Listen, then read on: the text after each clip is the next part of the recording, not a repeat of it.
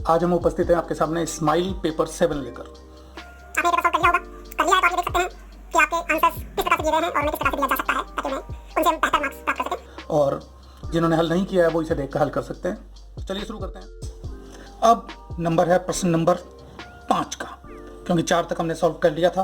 तो अब प्रश्न नंबर 5 को सॉल्व करते हैं। प्रश्न नंबर 5 कह रहा है कि एक मोटर कार ए स्थान से बी स्थान तक 175 किलोमीटर की दूरी पार करती है। एक मोटर कार ए स्थान से बी स्थान तक 175 किलोमीटर की दूरी 70 किलोमीटर प्रति घंटा समान गति से सभी 10 हरे यातायात सिग्नलों को पार करती है। यानी सबसे पहले अगर हम लिखना चाहें तो हम दूरी लिख सकते हैं, लेकिन पहले एक बार पूरा सवाल पढ़ लेते हैं। भारी यातायात के कारण प्रथम सिग्नल पर 1 मिनट, दूसरे सिग्नल पर 3 मिनट और तीसरे सिग्नल पर 5 मिनट एवं इसी प्रकार 10वें सिग्नल पर 19 मिनट रुकती है। स्थान बी तक पहुंचने में उसे कुल कितना समय लगेगा? यानी एक मोटर कार अगर ए से रवाना होती है और उसे बी तक पहुंचना है, जो कि 175 किलोमीटर की दूरी है। गाड़ी की स्पीड 70 किलोमीटर प्रति घंटा है और बीच में पड़ते हैं 10 सिग्नल। अगर 10 सिग्नल हरे हैं तो बिना रुके गाड़ी चली जाएगी, और 10 सिग्नल अगर इस हिसाब से अगर एक एक सिग्नल पर रुकना पड़ता है तो कितना समय लगेगा गाड़ी को ए स्थान से बी स्थान तक पहुंचने के लिए। तो आइए इसका हल अब हम शुरू करते हैं। हल शुरू करने के लिए सबसे पहले हमें ये देखना है कि इस सवाल को व्यवस्थित कैसे करें। तो सबसे पहले जो दिया हुआ है वो लिख लीजिए, ए स्थान से बी स्थान के बीच की दूरी। तो साहब हम लिखते हैं स्थान ए से बी की दूरी कितनी दी गई है आपको? कुल कितनी दूरी दी गई है? 175 किमी। 175 किमी आपको दूरी दी गई है, और कार की चाल भी दी गई है, तो हम वो भी लिख देते हैं। कार की चाल कितनी है? 70 किमी प्रति घंटा। 70 किलोमीटर प्रति घंटे की रफ्तार से एक कार चल रही है। हमें ए से बी तक पहुंचने का समय निकालना है, और सिग्नल पर रुकने का समय हमें केवल दिया है। यानी अगर सिग्नलों के समय को माइनस करें तो गाड़ी बिना रुके ए से बी तक कितने समय में पहुंचती है, सबसे पहले हम इसी की गणना कर लेते हैं। हम ये मान लेते हैं कि 10 सिग्नल हरे हैं, जैसा कि सवाल में बताया है। तो हम लेते हैं कि सभी 10 सिग्नल हरे हैं, तो कार को ए से बी तक पहुंचने में लगा समय कितना होगा? समय निकालना है। यहां दूरी दी हुई है और चाल दी हुई है। आप जानते हैं समय बराबर क्या होता है?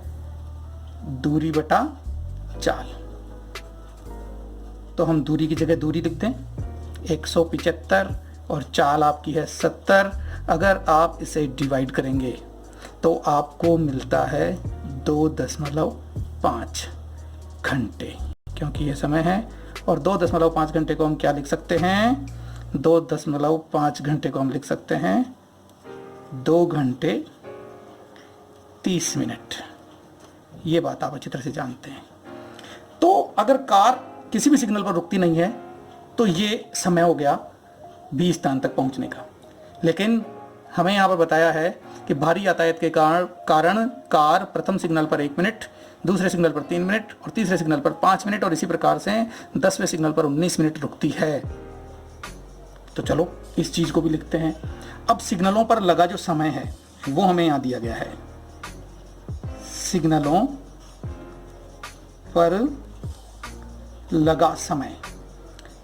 पर लगा समय दिया गया है कि पहला सिग्नल पार करने में 1 मिनट रुकना पड़ता है, दूसरे सिग्नल के लिए 3 मिनट रुकना पड़ता है, तीसरे सिग्नल के लिए 5 मिनट रुकना पड़ता है, और इसी प्रकार 10वें सिग्नल के लिए 19 मिनट रुकना पड़ता है।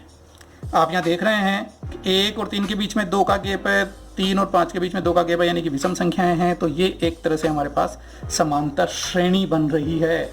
तो हम यहाँ कह सकते हैं कि यह एक एपी है, अर्थमेटिक प्रोग्रेशन यानी समांतर श्रेणी है, जहाँ ए और डी का मान भी हम ले लें, जहाँ ए बराबर आपको दिया हुआ है 1 और डी बराबर कितना होता है 3 माइनस 1 यानी कि 2, और 19 क्या दिया हुआ है, 10वां पद। ये 10वां पद इस श्रेणी का अंतिम पद है, इसलिए इसे हम L भी लिख सकते हैं, और इसका मान कितना है, 19। जब ये सब हमारे पास है तो इन 10 सिग्नलों को पार करने में कितना समय लगेगा, वो समय इस समय में हम जोड़ देंगे। तो 10 सिग्नलों को पार करने में जो समय लगेगा वो कैसे निकलेगा, क्योंकि ये समांतर श्रेणी है। पहले सिग्नल का समय, दूसरे सिग्नल का समय, तीसरे सिग्नल का समय, उसी प्रकार से चौथे, और उसी प्रकार से लास्ट 10वें सिग्नल का समय में दिया हुआ है। अगर इन सब समय को जोड़ दिया जाए तो इन सिग्नलों को पार करने में लगा हुआ समय निकल जाएगा। यानी हमें क्या निकालना चाहिए यहाँ पर, इस समांतर श्रेणी के n पदों का योगफल, यानी कि 10 पदों का योगफल हमें निकालना चाहिए। तो n पदों के योगफल का सूत्र क्या होता है, Sn बराबर n बटा 2, क्योंकि यहाँ पर L दिया हुआ है, हम कौन सा सूत्र काम में लेंगे, a प्लस L। अब आप यहाँ पर मान रख दीजिए, n का मान कितना है, 10। यहाँ पर n का मान कितना है, 10, क्योंकि पदों की संख्या कितनी है, 10। तो 10 बटे 2, और a का मान कितना है, 1, L का मान कितना है, 19। देखिए d की तो मैं आवश्यकता ही नहीं पड़ी। अब इसे सॉल्व कर दीजिए, 10 बटा 2 का मान हो गया 5, और 19 और 1 हो गया 20। इस प्रकार से टोटल हो गया 100, यानी ये निकल गया हमारे 10 पदों का योगफल, यानी 10 सिग्नलों को पार करने में लगा समय 100 मिनट, जिसे हम लिख सकते हैं 1 घंटा और 40 मिनट।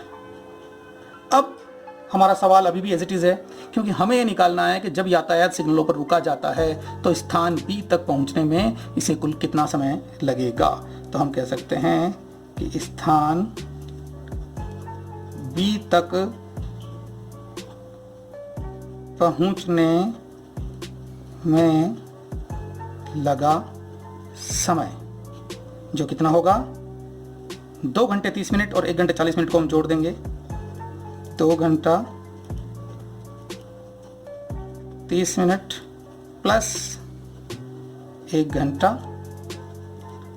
40 मिनट। देखिए 2 घंटा और 1 घंटा तो 3 घंटा हो गया, और 30 मिनट और 40 मिनट कितने हो गए, 70 मिनट। आपको पता है 60 मिनट में 1 घंटा होता है, तो 2 और 1 3 और 1 4, कुल हमारे पास हो गया 4 घंटा, और 70 मिनट में से 60 मिनट गए तो कितना बचा, 10 मिनट।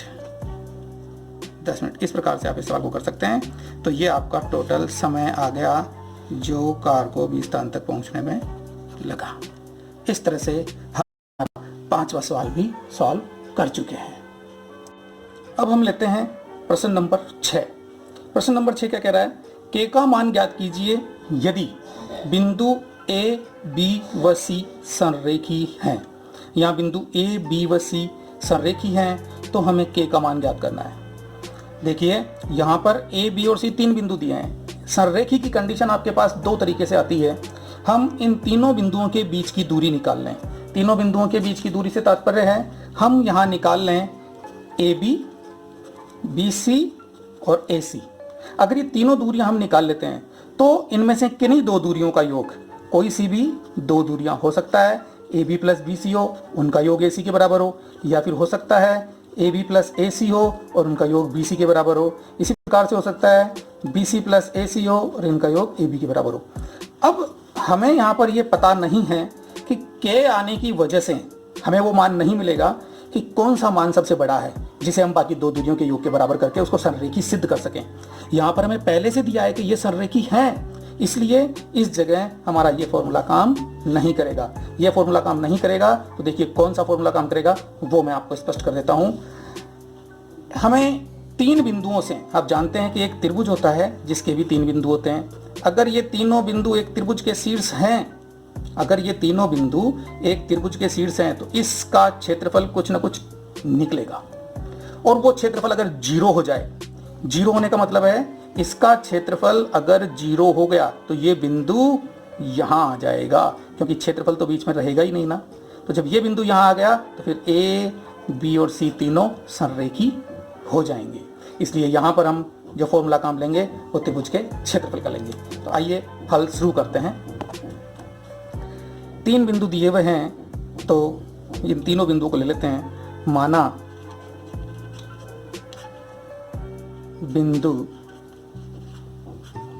ए कितना है यहाँ पर 2, 3, B कितना है 4k व c कितना है 6 माइनस 3। माना बिंदु A, B व C किसी त्रिभुज के शीर्ष है, किसी त्रिभुज के शीर्ष है। अब प्रश्नानुसार हमें दिया है, परंतु दिया है क्या दिया है हमें, परंतु दिया है बिंदु A, B व C संरेखी हैं। तीनों बिंदु संरेखी हैं। अब संरेखी अगर ये है तो इसका मतलब क्या हुआ, संरेखी है इसलिए त्रिभुज ABC का क्षेत्रफल,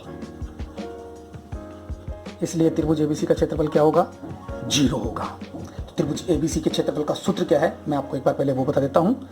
हम यहां पर सूत्र लिखेंगे 1/2 इंटू x1 ब्रैकेट बंद कर दीजिए प्लस x2 फिर से ब्रैकेट बंद कर दीजिए प्लस x3 और फिर से ब्रैकेट बंद कर दीजिए।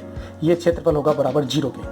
अच्छा, ये खाली घर किसके लिए बना दिए, देखिए आपको सूत्र आसानी से याद हो जाए इसलिए मैंने ऐसा किया है। अब जरा ध्यान दीजिए, ये x1 है, इन सब में y आएगा और y किस प्रकार से आएगा, ये x1 है तो y2 माइनस y3 1 2 3।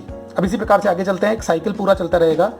यहाँ भी y माइनस y आएगा, यहाँ भी y माइनस y आएगा, लेकिन 1 2 3 अभी हम लिखेंगे। 2 तो 2 के बाद क्या आएगा 3 और 3 के बाद 1। ये 3 तो 3 के बाद कहाँ से शुरू होगा 1 और ये 2।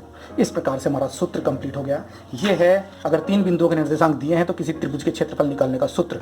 और यहाँ हम देख चुके हैं कि बिंदु ABC संरेखी है तो त्रिभुज के क्षेत्रफल का मान क्या होगा 0 होगा। तो चलिए मान रखते हैं अब हम 1/2 x1। देखिए ये x1 y1, ये x2 y2 और ये x3 y3 याद रहेगा।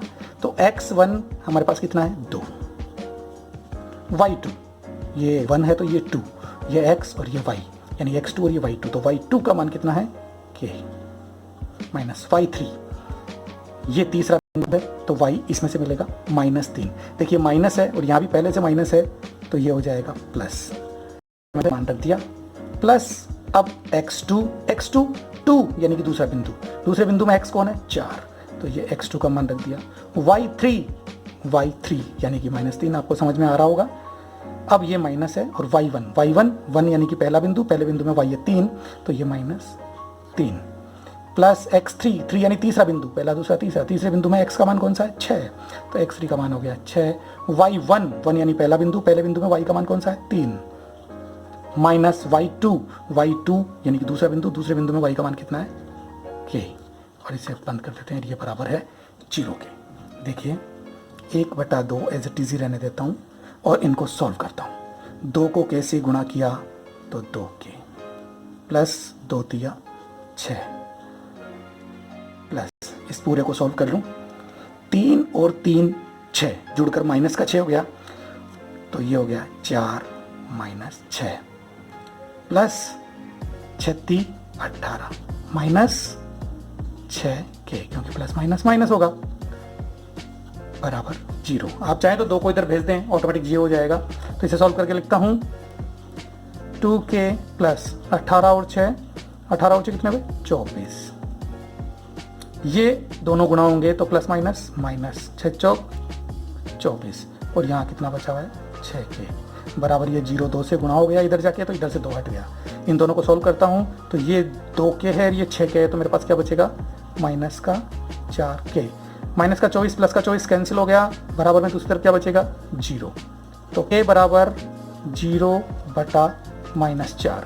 आपको पता है 0 में किसी भी संख्या का भाग 2 तो क्या आता है 0 यानी k का मान कितना आ गया 0 आंसर। इस प्रकार से ये सवाल हमारा हल होगा। थैंक यू, आपने पूरा वीडियो देखा। अगर आपको वीडियो पसंद आया, सवाल का हल पसंद आया तो प्लीज़ लाइक कीजिए, शेयर कीजिए, सब्सक्राइब कीजिए।